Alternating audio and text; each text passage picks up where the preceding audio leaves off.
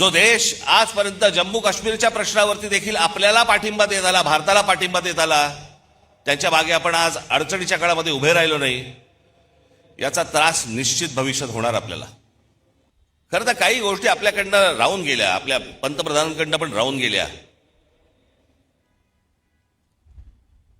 जो इराण इतकी वर्ष आपल्याला साथ देत होता,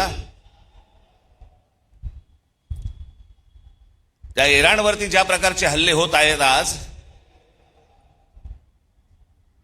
आपण इराणला साथ द्यायला पाहिजे होती.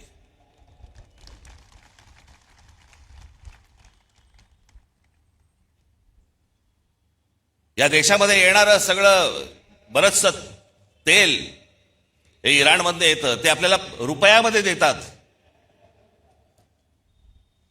देत आले, पुढचं मला माहित नाही. पण खामेनी गेल्यानंतर देखील